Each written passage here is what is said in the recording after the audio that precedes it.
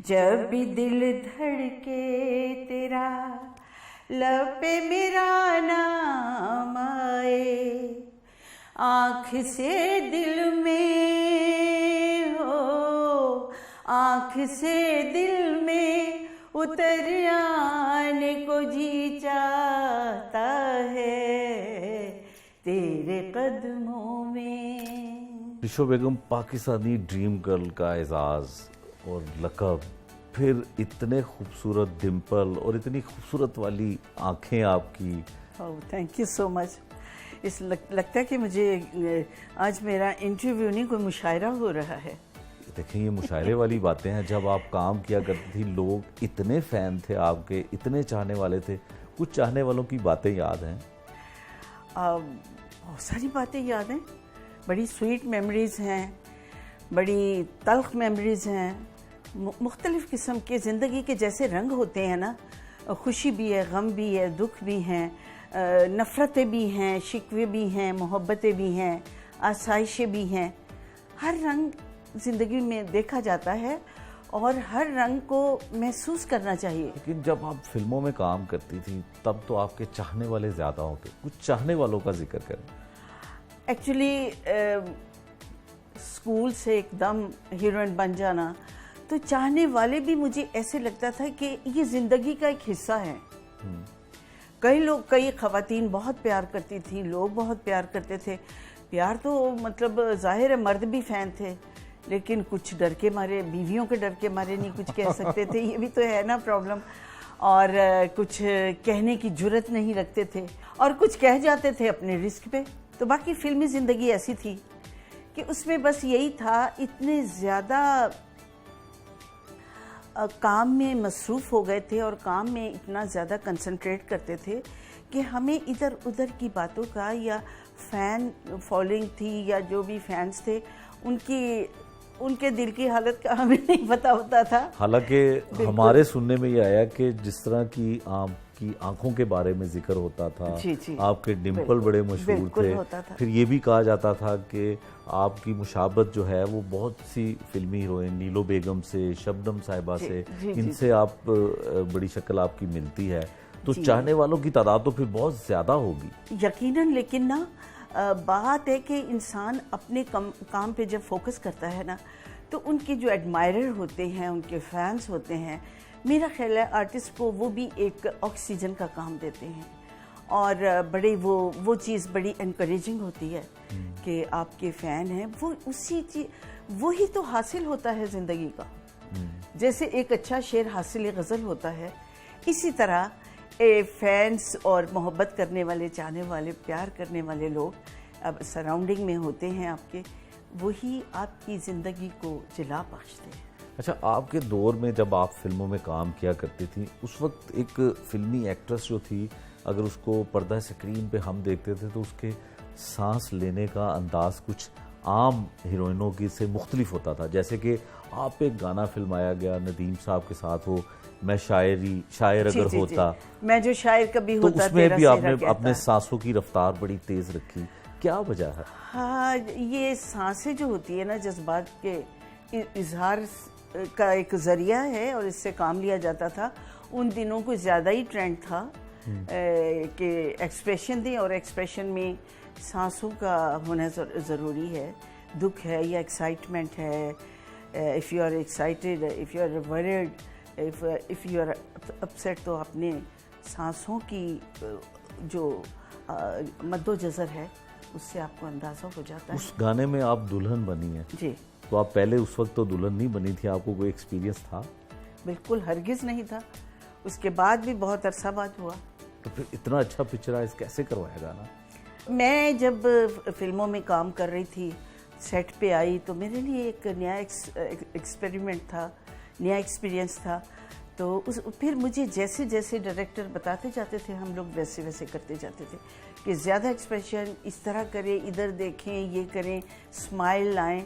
तो वो हम सेट पे ही कोई हमारे मुल्क में कोई इंस्टीट्यूट या कोई ऐसी एकेडमी नहीं थी कोई जो कि हमें, जिस पे हम ट्रेंड हो सकें, हम एजुकेट हों एक्टिंग के बारे में।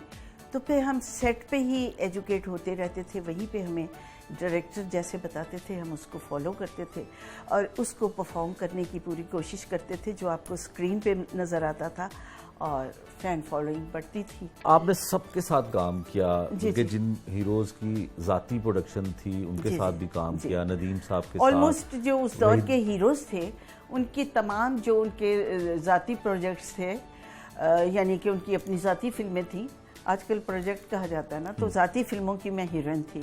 तो आई रियली फील प्राउड कि मतलब उस दौर के हीरोज़ की मैं फेवरेट हीरोइन थी। तो आपका फेवरेट कौन था? मेरी ये एक कंट्रोवर्शियल सवाल आपने नहीं करने, मैंने कोई जवाब नहीं देना इसका। लेकिन मुझे मालूम है कि आपको फिल्म स्टार शाहिद बड़े पसंद थे। ये किसी दुश्मन ने ये खबर उड़ाई नहीं, किसी होगी। दोस्त नहीं बताया? नहीं, दोस्त नहीं ऐसा बता सकते, इसलिए कि शाहिद साहब जब मैं आई हूँ फिल्म इंडस्ट्री में वो भी आ चुके थे और वो काम में भी बहुत बिजी थे। और जैसे अगर वो 80% काम में बिजी है, 20% वो शादियों में बिजी थे। जो आदमी शादियों में इंटरेस्टेड है वो शादियां कर रहा है, तो फिर एक नई लड़की तो कैसे ये रिस्क कैसे आपने नहीं लिया रिस्क? नहीं लिया। नहीं। अच्छा, मोहम्मद अली साहब, नदीम साहब, वहीद मुराद साहब, इन सबके साथ आपने काम किया। जी, जी। आप उनको कैसा देखती हैं, कैसी थे? एक्टर्स तो जी, एक्टर तो मेरी बहुत अच्छे थे। पहली फिल्म में नदीम और मोहम्मद अली थे। नदीम की मैं फ़ैन थी, उनकी स्कूल टाइम में चकोरी, संग दिल ये फिल्में देखी और मुझे अच्छे लगे कि ये हीरो आए हैं और बड़े इस्टेब्लिश हो गए with in I think couple of years. वो बल्कि from the very beginning debut film जो थी ना चकोरी, उसी से वो बहुत हिट हो गए थे। उसके बाद उसमें मेरी बाजी फिल्म जो मेरी डेब्यू फिल्म थी उसमें नदीम और मोहम्मद अली थे। तो मोहम्मद अली को हम सारे अली भाई कहते थे, वो तो बिल्कुल फादरली डील करते थे। आप भी अली भाई कहती थी? मैं भी अली भाई कहती थी। मैं आपको एक बड़ा मज़ेदार वाक़या सुनाने लगी हूँ कि अली भाई के साथ मैंने बहुत कम फिल्में एज हीरोइन की हैं। उन्होंने एक फिल्म थी हमारी नेक परवीन। नेक परवीन में ही एक सीन था, मैं उनकी बीवी होती हूँ नेक परवीन। वो जुल्म करते हैं, वो बड़े अयाश और इस टाइप के होते हैं, बीवी को निगलेक्ट करते हैं। तो एक जगह आते हैं तो वो देर से आते हैं, मैं कहती हूँ आप सरताज इतनी देर से क्यों आए, आपने खाना भी नहीं खाया? वो मुझे धक्का दे के कहते हैं हट जाओ परे। तो वो मुझे गिराते हैं तो मैं कहती हूँ कहते मेरे पास ना हो, हट जाओ परे। मैंने कहा सरताज भाईजान। सेट पे तमाम लोग हंस पड़े क्योंकि उन्हें हमें इतना ज्यादा भाईजान कहने की आदत थी। नो, इट्स वेरी रेयर के कोई आपके हीरो जो romantic hero as a romantic hero काम करते हैं, आपके हीरो हैं फिल्म के, तो वो उनको आप बहन या हम उनको भाई कहें। तो कोई हीरो ऐसा भी होगा जिसको आप बिल्कुल भाई नहीं कहना चाहती होंगी? मैं किसी हीरो को भाई नहीं कहना चाहती थी। अगर वो अली भाई का अपना एक डिफरेंट इमेज था, उनका जाहुल जलाल, उनकी पर्सनालिटी, उनका माशाल्लाह, और बड़े वो मुशफ़िक़ाना रवैया था उनका, बहुत लविंग थे। तो मुझे तो छेड़ते थे, अबे क्या कर रही है तू लेट नहीं आएगी, कल से तू ऐसे। तो बड़ा अच्छा लगता था, एक होमली एटमॉस्फेयर था। नदीम वो बिल्कुल सोबर रहते थे। जैसे बाजी के सेट पे ये हुआ कि एक जगह वो हीरोइन से मिलते हैं मरी में, फिर वो वापस आते हैं लाहौर तो अंधे हो जाते हैं। तो ये हीरोइन देखती है, ये समझती है कि उसके साथ फ्रॉड करके और चीट करके चला गया। तो ये आती है, कहती है तुम मुझे पहचानने की कोशिश नहीं कर रहे, तुम मुझे नहीं पहचानते। मेरा नाम भी उसमें निशो था, तो मैं निशो हूँ। तो कहता कौन निशो? तो मैं थप्पड़ मारना होता था। ये ड्रामा बोलते बोलते बोलते काफ़ी देर, उसके बाद लास्ट में थप्पड़ मारना था। तो जहाँ थप्पड़ की बारी आती थी तो मैं बिल्कुल रुक जाती थी कि इतना बड़ा स्टार मेरा सीनियर और मैं थप्पड़ मारूं। तो इस तरह 3, 4, 5, 6 रिटेक्स हुई। तो रिटेक्स देना बड़ा एक डिस्क्रेडिट बात और बड़ी मायूब बात समझी जाती थी। उन्होंने जब 7वीं रिटेक हुई मुझे कहते सारा तुम बहुत अच्छा बोल रही हो, अच्छी एक्टिंग कर रही हो, परफॉर्मेंस एक्सप्रेशन अच्छे दे रही हो, ये थप्पड़ अगर तुम नहीं मारोगी तो मैं तुम्हें थप्पड़ मारूंगा। मैं ठोक करके ऐसा थप्पड़ मारूंगी। तो वो सीन ओके हो गया है मतलब। वहीद मुराद साहब कैसा? Waheed Murad he was such a nice person, romantic and you know बहुत एक को स्टार जो होती है ना, एक बड़ी अच्छी केमिस्ट्री थी उनके साथ। बहुत ही अच्छे आदमी थे वो, पढ़े लिखे थे, इंग्लिश में मास्टर्स किया हुआ था, इंग्लिश लिटरेचर में। तो उनका वे ऑफ टॉकिंग वो ऐसा माहौल बना लेते थे जो शौहरों को अच्छा नहीं लगता था। तो सारे शौहरों ने अपनी बीवियों को उनके साथ काम करने से मना कर दिया। तो लेकिन उसमें उनका कसूर नहीं, वो जैसे कहते हैं ना ओरिजिनल आर्टिस्ट, ओरिजिनलिटी थी उनमें। अगर रोमांटिक है तो उन्होंने रोमांटिक सारा एटमॉस्फेयर कर लेना। मैं एक दफ़ा घर से अपने किसी बहन भाइयों से लड़के आई तो एक गाना था, प्यार करना तो एक इबादत है, प्यार करना कोई गुनाह नहीं। बहुत खूबसूरत। तो मैंने वो एक दुपट्टा लिया हुआ था, तो मैंने कहा जी स्टार्ट करें गाना। मैं आ गई सेट पे, तो मैंने कहा शूटिंग स्टार्ट करें। उन्होंने पहले रिहर्सल करवाई, रिहर्सल करवाने के बाद उन्होंने वहीद मुराद ने कहा एब्सोल्युटली नॉट। मैंने कहा क्यों? आपके ना एक्सप्रेशन है, आप तो ऐसे लगता है कि मार खा के आई हैं कहीं से। तो मेरा इतना फ्रैंकनेस लेवल था हमारा। तो उन्होंने मेरा दुपट्टा लिया और वो एक ब्रिज सा बना हुआ था शबाब स्टूडियो, तो वहाँ पे आए हीरोइन की तरह ऐसे डिम्पल बना के ऐसे करके उन्होंने पूरे गाने पे परफॉर्म किया। और मुझे कहा, और हंसते हंसते मैं अपना तमाम दुख भूल गई, जो मैं थोड़ी सी वरिड थी और मैं अपसेट होके आई थी घर से। तो फिर वो गाना जो पिक्चराइज किया, आप स्क्रीन पे देखिए कि प्यार करना तो एक इबादत है, प्यार करना कोई गुनाह नहीं। एक ऐसे हीरो हुए हैं जिनको बहुत अल्लाह ने इज्जत दी, लेकिन उन्हें खूबसूरत नहीं कहा जा सकता। जी। तो आप पे एक ऐसा गाना हुआ जो आज भी आपकी पहचान है और हमेशा लोगों को याद रहेगा, सब तो सोनिया। उसकी हिस्ट्री क्या है? उसमें आपने बड़ा, उस वक्त तो बड़ा मॉडर्न स्टाइल में वो गाना आप पे फिल्माया गया था। जी। उसकी कुछ याद है? उसमें एक डिफरेंट किस्म का सब्जेक्ट था जो खूबसूरती और बदसूरती पे बेस्ड था। उससे पहले तो है ना कि रोमांटिक हीरो भी खूबसूरत, हीरोइन भी खूबसूरत। It was a quite different you know एक कॉन्सेप्ट, एक डिफरेंट कॉन्सेप्ट था। और उस कॉन्सेप्ट में इतना ज़्यादा वो चीज़ जच गई क्योंकि always public want to change, कि एक डिफरेंट चीज़ आए। तो वो था कि एक बदसूरत आदमी है, इनोसेंट आदमी है, तो वो कहता है कि ये जो लड़की है ये मेरी ड्रीम गर्ल है और मेरे ख्वाबों की रानी है और मुझे ये प्यार करती है। वो एक्चुअली अपने मंगेतर को, वो जो वहाँ जाके उसे भूल चुका होता है, वो उसके लिए परेशान होती है। ये तो उसका बाप कहता है कि मेरी बेटी परेशान है, इसको हंसाने का बंदोबस्त करो। तो वो मस्खरा होता है, कॉमेडियन होता है, तो वो अपनी हरकतों से हंसाता रहता है, तो खुद ही गलत फहमी का शिकार हो जाता है। तो ड्रीम देखता है कि वो मेरे लिए हंस रही है, मुझे प्यार करती है, मेरे में इन्वॉल्व है, मुझसे प्यार करती है चाहते। तो ये उसकी मिसअंडरस्टैंडिंग, एक इनोसेंट उसका कैरेक्टर था, इनोसेंट पर्सनालिटी। तो ये गाना आज तक इतना मशहूर है कि मैं जहाँ जाती हूँ या स्टेज पे या कहीं, ये मतलब ये मेरा सिग्नेचर सॉन्ग बन गया। अच्छा, फिल्मी हीरोइन जो जब आप आई तब कौन कौन था जो काम कर रही थी? तो दोस्तियाँ और कैसे रिलेशन थे? नहीं, एक्चुअली मैं ऐसे माहौल से आई थी, कंजर्वेटिव माहौल था, बिल्कुल खामोश रहना।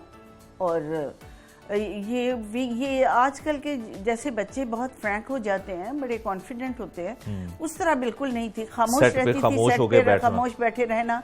उस वक्त मैडम रानी, मैडम ज़ेबा, मैडम दीबा, शबनम भाभी उनको कहते थे, ये थी। और मेरे साथ संगीता, बाबरा, ये हमारा वो टाइम पीरियड था। जो जब आपने काम शुरू किया तो बाबरा ऑलरेडी कर रही थी काम, या? बाबरा छोटे साइड कैरेक्टर कर रही थी, और मेरे आने से पहले बाबरा की एक वो जेट वॉशिंग पाउडर वो चलता था, तब मैं अभी सेट पे नहीं आई थी। अच्छा। लेकिन हम लोग लाहौर आ गए थे, हम लोग पहले गुजरात रहते थे। ठीक है, तो तब बाबरा अभी शुरू था उसका भी शुरू था, मेरा भी शुरू था। और संगीता भी ऑलमोस्ट सेम टाइम पीरियड में हम लोग ना, सेम हमारा एरा था। और तो फिर थोड़े अरसे बाद ये हमारे साथ ही मुमताज़ 2-3 साल के बाद अंजुमन पंजाबी फिल्मों में, पहले आसिया पंजाबी फिल्मों में करती थी, वो हमारे दौर से पहले की थी। तो फिर इस तरह मतलब ये बड़ा अच्छा माहौल होता था। अच्छा, उस दौर में जो फिल्म के लोग थे, फिल्म में काम करने वाले जो एक्ट्रेसेस और एक्टर थे, आपस में मोहब्बतें और शादियां भी हुई बहुत से लोगों की। तो आपका ऐसा कोई चांस हुआ कि मोहब्बत किसी फिल्म वाले से हुई हो? नहीं, फिल्म के लोगों में मेरा ऑलरेडी था। मैंने शादी फिल्मी लोगों से नहीं करनी थी, क्योंकि आपने सोच रखा था? मैंने सोच रखा था, क्योंकि फिल्मी शादियां मोस्टली नाकाम होती हैं। उसकी क्या वजह समझती हैं आप, क्या वजह होती है? बस कोई आपस की अंडरस्टैंडिंग, वैसे तो नाकाम दूसरी भी हो जाती है, मेरी भी नाकाम हुई। तो ये कुछ नहीं कह सकते, डिपेंड्स ऑन योर लक और योर सर्कमस्टांसेस, और यू नो आपकी किस तरह अपने हस्बैंड से कैसी अंडरस्टैंडिंग है। तो सबसे शादी के लिए जो one thing which is very important, that is tolerance and tolerance. आपकी शादी हुई तो कैसा लगता था कि एक सेट पे महारानी बन के बैठने वाली निशो बेगम, इतनी बड़ी सुपरस्टार, और फिर वो घर में क्या किचन में भी काम करती थी, शोहर के लिए खाना भी बनाती थी उनके लिए, और भी उनकी देखभाल करती थी, ऐसा हुआ? हाँ, मैंने कहा ना कि मैं एक घरेलू औरत थी, उस वक्त लड़की थी, घरेलू थी, और मैंने अपने घर को भी संभाला, बच्चों को भी देखा, और तमाम ज़िंदगी के जो फ़राइज़ थे वो पूरे किए जो एक औरत के का हिस्सा होते हैं। तो फिर बच्चे जब आपके हुए, फिर आपने इंडस्ट्री को छोड़ दिया या काम करती रही? मैं इंडस्ट्री को छोड़ दिया था, बच्चों की तरबियत के लिए कुछ घर के ऐसे हालात थे कि मुझे उससे छोड़ना पड़ा काम। बहरहाल आपकी फरदौस बेगम के साथ आपकी रिश्तेदारी भी थी, दोस्ती भी थी, उनको कैसा पाया आपने? बहुत अच्छी, बड़ी डिग्निफाइड लेडी, बड़ी लविंग लेडी, और एकदम आप मैं उन यादों में चली गई हूँ जो बाजी फिरदौस के साथ अच्छा वक्त गुजारा। और मुझे अपनी कोई बड़ी लगती थी, क्योंकि मैं कहीं जाती हूँ ना तो जी बाजी, जी आंटी, जी मैडम, जी फलां, वो जो प्यार से कहती थी, मैं उठ के जाने लगती थी, चुप कर नहीं बह जा। वो चीज़ मैं बहुत मिस करती हूँ, बहुत मिस करती हूँ। फरदौस बेगम आपसे सीनियर थी? काफ़ी सीनियर थी। हीर रांझा, हाँ, वो ऐसी हीर कोई नहीं बनी? वो मेरे से कम से कम 12 या 15 साल सीनियर। वो ज़ेबा और दीबा उस एरा की थी, मैं उनके बाद में आई थी। मेरी सीनियर भी थी, मेरी बड़ी बहन भी थी, मेरी बेटी की सास भी थी, और उन्होंने इतने अच्छे तरीके से मेरी बेटी को इतना प्यार दिया, इतनी रिस्पेक्ट दी, इतना अपनापन दिया, जो कि I think I am very blessed person. Madam, ऐसी हीर क्यों नहीं बन सकी कोई जैसी वो बनी? बस वो एक उन्होंने कहा है अब यहाँ कोई नहीं आएगा। वो जो हीर बनी है, बहुत बड़ी इंडस्ट्री है हमसाया मुल्क की। बिल्कुल बिल्कुल, बड़े रिसोर्सेज, बड़ा सरमाया, वहाँ भी कुछ नहीं बन सका, क्रिएटिविटी बहुत, एवरीथिंग इज बहुत ठीक ठाक लोग, लेकिन यहाँ पे जो हीर रांझा बनी है, वैसी हीर, वैसी फोटोग्राफी, वैसे सॉन्ग्स, वैसा एटमॉस्फेयर जो क्रिएट किया है उन्होंने, वो ऐसे लगता है कि वारिस शाह की हीर भी इससे ज़्यादा क्या होगी। निशो बेगम, आप क्या करती हैं, कैसे वक्त गुजरता है और क्या कुछ हो रहा है? अब मैं थोड़ा बहुत लिखती हूँ। अच्छा, ठीक है। शायरी करती हैं? शायरी करती हूँ। मैंने सार्क कॉन्फ्रेंस लिटरेरी फेस्टिवल में अपना कलाम पढ़ा था जाके लखनऊ में, जो शायरी का हब है जी, जहाँ की उर्दू बहुत मशहूर जी, उर्दू बहुत अच्छी है, और वहाँ पे अल्हम्दुलिल्लाह अपने मुल्क को रिप्रेजेंट किया और दाद पाई, और लोगों ने मैं जब अनाउंस किया जो था कॉम्पेयर, उसने कहा तो मैं चल के आई, बड़ा I was beautifully dress up, और यू नो थोड़ा ग्लैमराइज किया हुआ था अपने आप को। तो कहते कि माशाल्लाह माशाल्लाह लॉलीवुड चला रहा है। आहा, ये कमेंट दिया उसने। वाह। तो ये मतलब चीज़ें अपने, और फिर वहाँ शायरी वैसे भी बैठते, खाने के टाइम शायरी होती थी, तो वो लोग बड़े उन्होंने अप्रिशिएट किया, उन्होंने इनकरेज किया और बड़ा अच्छा लगा मुझे। फिर मैंने लिखना शुरू किया। फिर मैंने अब जो भी हालात होते हैं, हालात हादसा होते अब हैं। जैसे कोरोना के हालात हैं, तो इस पे आप कुछ लिख चुकी हैं या लिखेंगी? हाँ, लिखा है। अच्छा। बहुत जगहों पे पढ़ा है मैंने। सुनाए ना फिर हम। वो है कि कोरोना की एहतियात करो ना, कोरोना की एहतियात करो ना, दूर दूर से बात करो ना, टच नहीं इन टच है रहना, फासले से मुलाकात करो ना, दहशतगर्दी और महंगाई सबको दे गया मात करो ना, हाथ धोकर ये पीछे पड़ गया, ख़त्म से धो दो हाथ करो ना, और अपने रब से माफ़ी मांगो, सदका व खैरात करो ना। आहा, क्या बात है, बहुत अच्छे।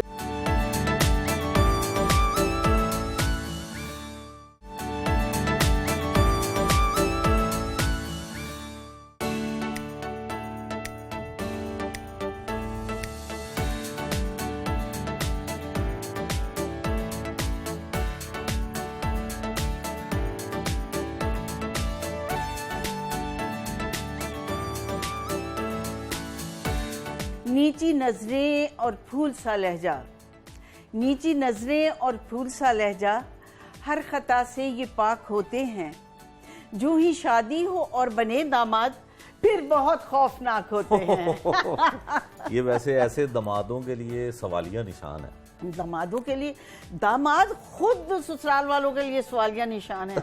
बिल्कुल ईमान से ऐसे अकड़ के फिरते हैं जैसे कि पता नहीं कि क्या आईजी लगे हुए हैं यहाँ पे, क्या है, सारी हुकूमत इनकी है। नहीं, वैसे जब दामाद बनना हो किसी हाँ ने जी, भी, जी, तो जी। वो फिर तो बड़े और दे उनके रंग होते हैं, और जब बनने के बाद इनके रंग मुख्तलिफ हो जाते हैं। इसकी वजह क्या है? वो जो इनका टेम्परामेंट सियासतदानों से मिलता है, दामादों का। अच्छा, रंग बदलते हैं। बिल्कुल रंग बदलते हैं। तो बहरहाल सभी एक जैसे नहीं होते, कुछ बहुत अच्छे भी हैं। बिल्कुल। तो बाकी बात हो रही थी, शायरी की बात हो रही थी। जी जी जी। तो आपने शायरी की। मुकम्मल अब शायरी का आगाज कर दिया है, सब कुछ छोड़ दिया है। अदाकारी तो आप कम कम करती हैं ना, जी। तो शायरी ज्यादा करती हैं। और कौन कौन सा कलाम लिखा है आपने? और मैंने लिखा है एक राब्ते ख़त्म हुए सिलसिले तमाम रहे, राब्ते ख़त्म हुए सिलसिले तमाम रहे, वफ़ाएं करके भी हम इश्क में नाकाम रहे, कोई भी उसको पुकारे ना बेवफा कहकर, अरे वाह। कोई भी उसको पुकारे ना बेवफा कहकर, इस अदावत में भी रिश्तों का एहतराम रहे। क्या बात है, क्या बात है, क्या बात है। दिल की जागीर का हर हिस्सा तेरे नाम किया, दिल की जागीर का हर हिस्सा तेरे नाम किया, घर से बेघर भी हुए नाम से बेनाम रहे। क्या बात है। और राह रोकी थी तेरी बारिशों के पानी ने, राह रोकी थी तेरी बारिशों के पानी ने, क्या ही अच्छा हो कि मौसम पे ये इल्जाम वाह, रहे। वाह, वाह। और दिल लगाना कोई खेल नहीं है निशो, वाह। तब यकीन आता है जब अलमिया अंजाम रहे। क्या बात है, क्या you, बात thank है। अच्छा, आपकी शायरी में इश्क और मोहब्बत का बड़ा जिक्र है। इश्क और मोहब्बत के बगैर शायरी होती ही नहीं, और दुनिया ही नहीं होती। अगर इश्क मोहब्बत चाहत ना हो तो दुनिया से इंसान ख़त्म हो जाए, इंसानियत ख़त्म हो जाए, एक कायनात रुक जाए। अल्लाह ताला ने ये जज्बा इंसानों के दिलों में रिश्तों की शक्ल में, मोहब्बतों की शक्ल में, इवन जो जानवर भी हैं, परिंदे भी हैं, वो भी मोहब्बत की ज़बान को समझते हैं, मगर एक हमारे इंसान ही नहीं समझते। तो इसी बात पे एक इश्किया कलाम और हो जाए। अच्छा, एक इश्किया कलाम और हो जाए। तेरी चुप एक अजाब की मानिंद, तेरी बातें शराब की मानिंद, आँख खुलते ही टूट जाए जो तेरा वादा उस ख्वाब की मानिंद, हम तो ठहरे वफा में दीवाने, हम तो ठहरे वफा में दीवाने, कौन जीरक जनाब की मानिंद। आहा। अच्छा मैडम, आपने काम किया बाजी फिल्म में, जी। उसमें अदाकारा मीरा भी हैं, जी जी। तो उनकी आप ही बनी है उसमें, गालिबन इस तरह का कोई आपका किरदार था। कैसा एक्सपीरियंस रहा, और मीरा के साथ काम करने का तजुर्बा कैसा रहा? Next question. जनरल नॉलेज का सवाल पूछिए। ये भी जनरल नॉलेज है जो बस टीम वाज वेरी गुड। ठीक है। साकिब मलिक जो है very qualified, very educated director and as a person he is wonderful, incredible. तो बाकी आर्टिस्ट सारे बहुत अच्छे, बहुत ठीक थे। मीरा ने भी कुछ थोड़े उसने बताया था कि पैसे भी इन्वेस्ट किए हुए हैं, तो उसने थोड़ा हाथ हौला रखा। तो ये है, तो बड़ी लेविश प्रोडक्शन, सारे लोग नए लोगों के साथ काम करके बहुत अच्छा लगा। इट वाज गुड एक्सपीरियंस और बड़ा ही सुलझा हुआ और बड़ा ही कंफर्टेबल माहौल था। I really enjoyed that. Nisha ji, Pakistan में जितना लोग काम करते हैं, आर्टिस्ट काम करते हैं, उनके एतराफ़ फ़न में हुकूमत जो है वो प्राइड ऑफ परफॉर्मेंस का ऐलान करती है और दिया भी जाता है।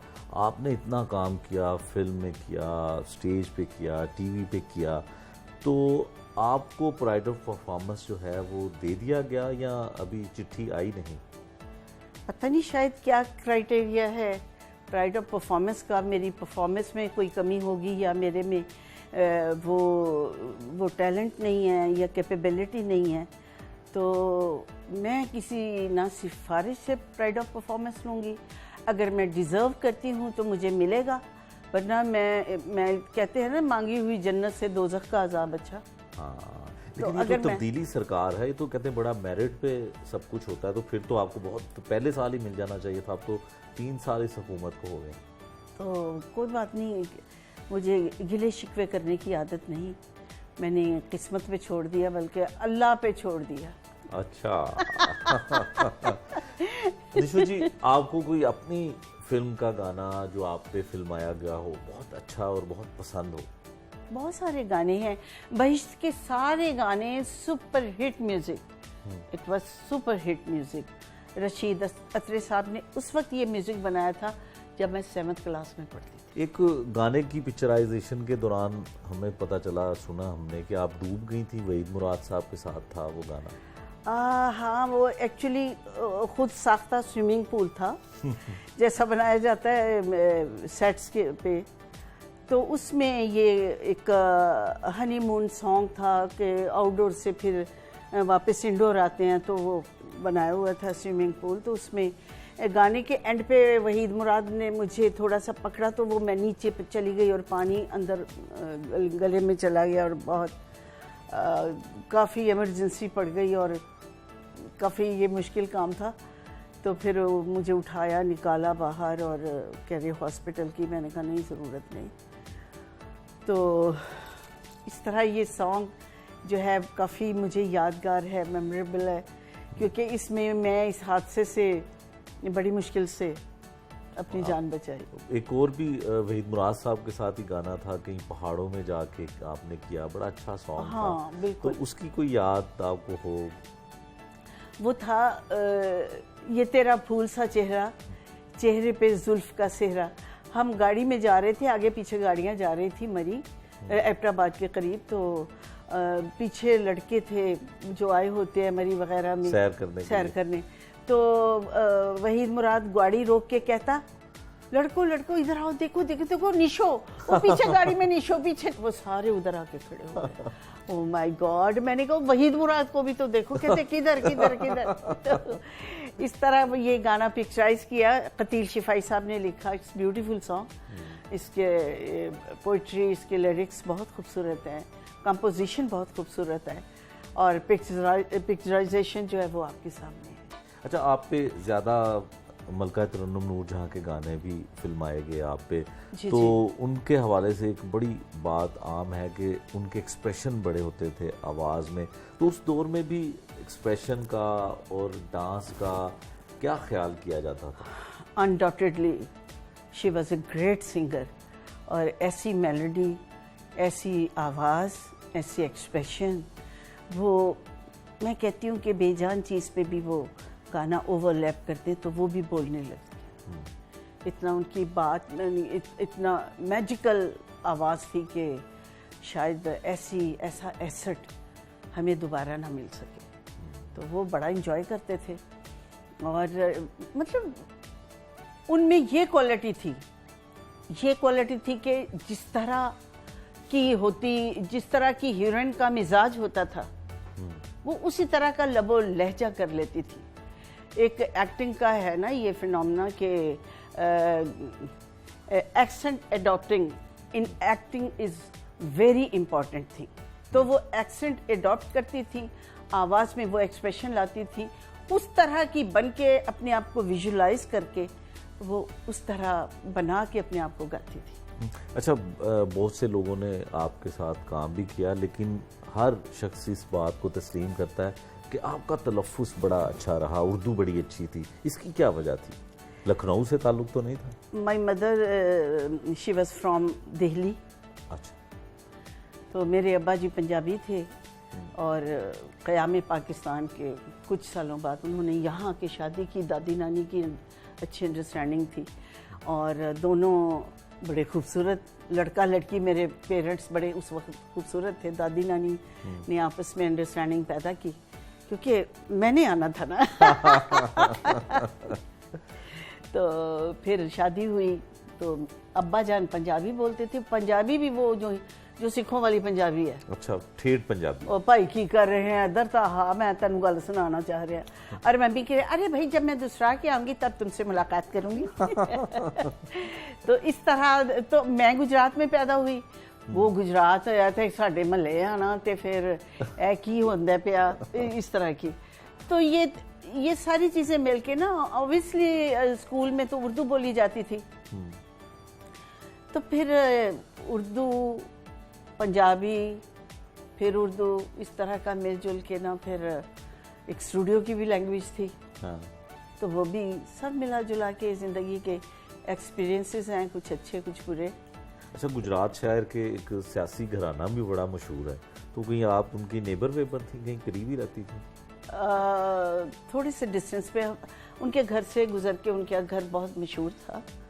तो वो चौधरी ज़ोहरी लाई जी, तो परवेज़ इलाही और ये चौधरी शुजात, तो उनकी सिस्टर्स हमारे साथ पढ़ती थी स्कूल में, उसी स्कूल में। गवर्नमेंट गर्ल्स हाई स्कूल में वो भी पढ़ी थी, हम लोग, मैं भी वहीं पढ़ी थी।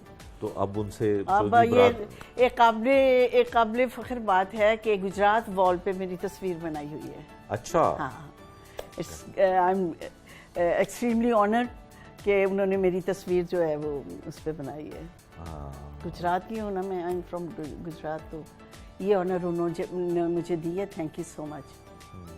अच्छा, गुजरात से फिर आप लाहौर आई, फिर एक आपका बड़ा मशहूर वाक़या है जो हुआ, हकीकत भी है वो, कि आपकी टीचर ने आपको कहा कि आप एक्टिंग नहीं कर सकती हैं, कोई कंपटीशन था, तो वो तो बताएं क्या था वहाँ? वो ये हुआ कि स्कूल में ना मुझे ड्रामे में हिस्सा दिया, हीरोइन का रोल था। तो वो कहते थे कि आप ऊँची आवाज़ में कहो जावेद, तो मेरी आवाज़ नहीं निकलती थी। उन्होंने जावेद क्या जोर से कहो जावेद, उसको रोकना है। मैं कहती थी जावेद, तो कहती थी इस तरह तो वो चला ही जाएगा। उसको रोको। तो उन्होंने कहा कि नहीं, ये लड़की कभी एक्टिंग नहीं कर सकती, इसे कट करो। मुझे कट किया, उस ड्रामे से किसी और लड़की को रखा। तो वो चीज़ मेरे जहन में, वो एक नाकामी होती है ना बाज़ औक़ात, नाकामी सीढ़ी बन जाती है। अगर इंसान उसको नेगेटिव वे में ले तो वो डिस्करेज हो जाता है, अगर पॉजिटिव वे में ले तो वो उसके लिए एक एफर्ट करने की, मेहनत करने की सीढ़ी बन जाती है। अच्छा, आपका असल नाम है शायद बल्कीस गालिबन नाम है, तो जब आपने नाम निशो रखा तो हमने सुना है कि उस वक्त इंडस्ट्री में एन का बड़ा अरूज था। एम और एन। यस। तो आपने निशो जो है वो नाम खुद सेलेक्ट किया? ये जिन्होंने मुझे इंट्रोड्यूस करवाया था इकबाल शहजाद साहब, उनकी मिसेस ने रखा था। वो मेरा ख्याल है गवर्नमेंट कॉलेज की वो प्रिंसिपल थी। अच्छा। She is very nice lady. उन्होंने आपको कोई ग्रूम भी किया? बिल्कुल, ऑफ कोर्स उन्होंने मेरी ग्रूमिंग की। मैं तो एक सहमी ऐसे बावली सी लड़की थी, उन्होंने मेरी ग्रूमिंग की, मुझे हर चीज़। लेकिन मेरे में आई वॉज वेरी ओबीडियंट, जो मुझे कहती रहती जी जी जी जी मैं करके ना, वो मानना भी तो बड़ी बात है ना। मैं सीखना चाहती थी, तो उन्होंने, वो मेरी मेंटोर हैं इनफैक्ट ना ज़िंदगी में ग्रूमिंग के पॉइंट ऑफ व्यू से। तो वो मैं उनकी मशकूर हूँ और मैं उनके लिए दुआ गो रहूँगी कि अल्लाह ताला उन्हें उम्र तवील उम्र खिज़र अता फरमाए, सेहत वाली जिंदगी। पाकिस्तान इंडस्ट्री में इतने साल आपने गुजारे, अगर आप एक्ट्रेस ना होती तो क्या हो सकता? मुझे वकालत का प्रोफेशन पसंद है। अच्छा, जिसमें वैरायटी और इंटरेस्टिंग कि आज ये केस आया, कल वो। कोई ह्यूमन राइट्स? हाँ, ह्यूमन राइट्स के पॉइंट ऑफ व्यू से भी मैं काम करना चाहती हूँ और मैं करती भी हूँ।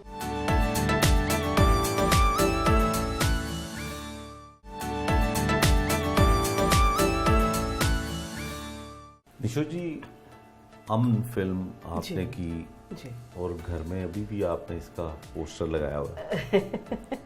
एक ही पोस्टर लगा हुआ है घर में, जो ये है, ये अमन का। This was my favourite film. तो स्टिल ये एक करंट इशू है, कश्मीर का मसला वो अभी तक हल नहीं हो सका, और जब तक ये मतलब नहीं हल होता, ये लोगों ने ये केसेट्स, जो केसेट्स का दौर था, वीडियो केसेट्स, तो इन लोगों ने जहेज में दिया ये अमन की। अच्छा। कश्मीर में लोगों ने ये मतलब ऐसी न्यूज़ है कि जो मुझे बाद में पता चला कि लोग इसमें अपनी बेटियों को ये वीडियो कैसेट जहेज में देते हैं। अब तो खैर सोशल मीडिया का दौर है और लोग देखते हैं, यूट्यूब पे देखते हैं, दूसरी जगहों पे देखते हैं।